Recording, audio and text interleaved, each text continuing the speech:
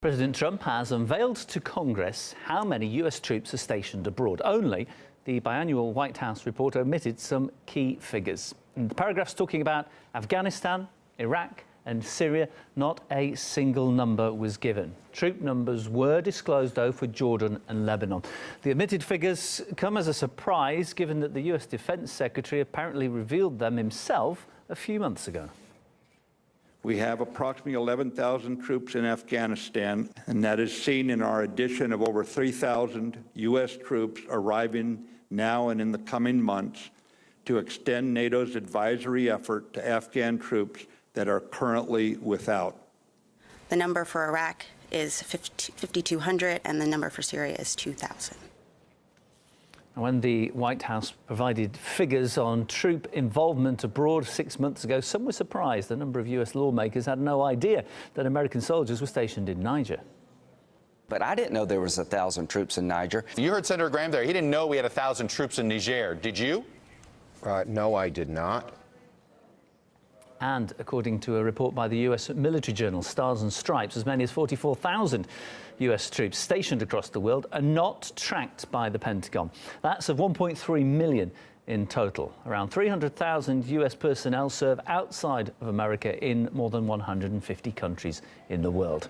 We have requested a comment from the Department of Defense. They said that some personnel are indeed marked under unknown location. That's due to them being out at sea, for example, while also adding that data center figures may indeed not accurately reflect the current force totals, leaving it open to debate just how many of those 44,000 could be unaccounted for. Okay, let's bring in a guest to discuss this story in more depth. Former US Senator Ron Paul, and indeed founder of the Ron Paul Institute. Pleasure to have you on, sir.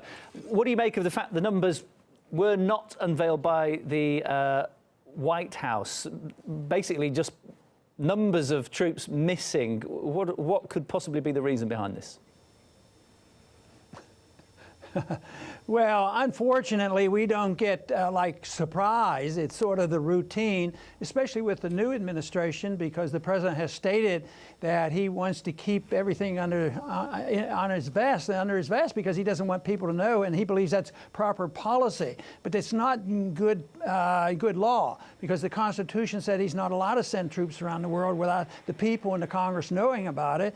And we also had added to that was the War Power Resolution after the Vietnam War, that said that they must report where the troops are. But here it is, thousands. The numbers have been thrown around, 44,000. They don't know where they are. But I have a suggestion for them if they were interested in cleaning up this mess, because it's wrong, and that is bring the troops home. Then we can count them here at home. But it's when they're in 150 countries or more, it gets very difficult, especially if they say, well, this is secret. We can't let the people know. We can't let the enemy know where our troops are.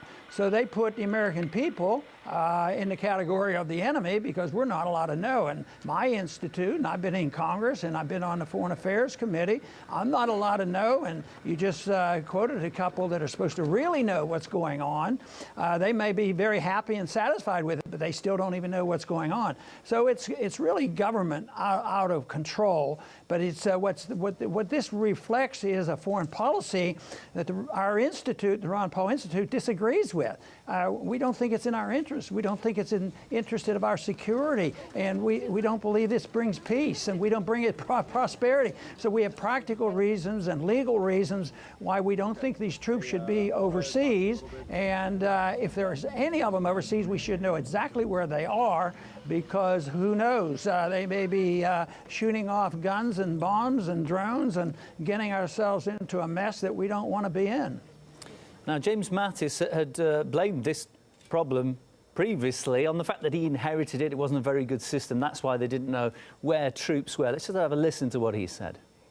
There's a very strange accounting procedure I inherited that what I'm probably going to end up doing is putting everyone into one thing and saying, here's how many are really there now, because it's more, I found out, than what I'd read in the newspaper when I got here. I find it amazing. He's basically blaming the accountants here, and he's saying, if we lose some soldiers, it's not my fault. It's the paperwork. But who's going to hold Mattis and Trump to account on this? Presumably, the politicians would consider this to be a really big issue and, as you said, unconstitutional. Yeah, but they don't seem to be real worried about it. I think in the people, we try to awaken the people to what's going on, and we haven't been very successful on that. They're too complacent. But we should know, because it's very serious, and not only is it a legal issue, it's a very dangerous issue. It's a financial issue as well. So the big problem is what are they doing there? But the problem here is, for us to change this attitude about where the troops are, we have to change our foreign policy. That is one of our goals at the Institute, is try to say that our foreign policy is wrong. We're interventionists. We tell other people how to run their countries. We get involved in elections that we shouldn't be involved in. We're the policemen of the world, and it doesn't serve our interests. So what we need to do is change people's minds. But I'll tell you what, the propagandists for getting us involved in war, whether it was the lead up to the Iraq War or even under Obama when he led up to say, hey, Assad has to go, and look how long we've been there, and that didn't do us any good.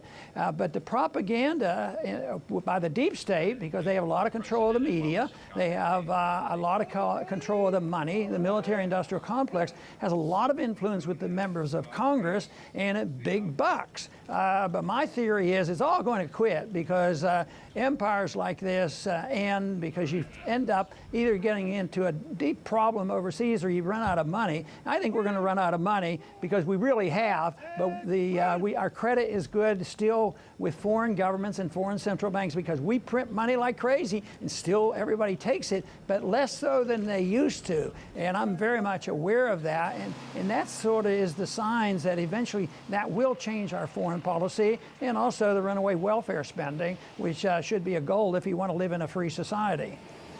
What do you make of the report by the Stars and Stripes? Even if you take into account some missions are classified, it still leaves a large number unknown. I mean, could this be used just as an excuse? You know, we don't know where the troops are, it's incompetence, but actually they could be used for covert operations? Yeah, I'm sure they are, and that's their excuse, but that should not happen in a republic. I mean, the people are supposed to know what's going on. The people are supposed to speak out. The people are supposed to tell their members of Congress when we should get involved in hostilities. And once again, it's the theory of what our responsibilities are around the world.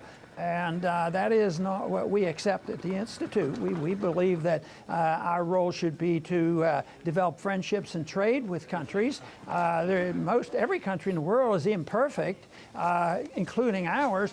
But our immediate goal should be to improve ourselves and not pretend that we can tell other people how to live and who should run their countries, even though there are plenty of problems around. But I don't think other people like us to take this role of secretly putting troops around the world and interfering and saying, well, we're going to improve your governments and we're going to tell you what to do. And if you don't do what we want, we're going to put sanctions on you. So, that is why I think we're losing credibility, is because right now sanctions used to be absolutely automatic, but people can get around sanctions, and that is their desire. They'll get around them one way or the other, and I think this moves some of the countries in the directions of how can we escape the dollar system, and that's big stuff. If people leave the dollar, I think our country is going to be in worse shape, and I've argued that case for a long time, that if we lose control of that, that's going to be very damaging. But right now, this is what's happening. People are getting disgusted, and they would like to have an alternative reserve currency. Of course, I believe in a reserve currency, but believe it ought to be gold.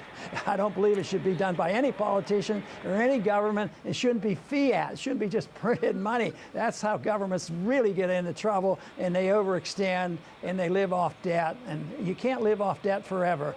Individuals can't do it, and eventually governments can't do it. Wow, the printing of fiat money, that's a conversation we really could get into. Unfortunately, no time for that now, but maybe some other day. I certainly hope so. Former US Congressman Ron Paul is my guest. Thank you.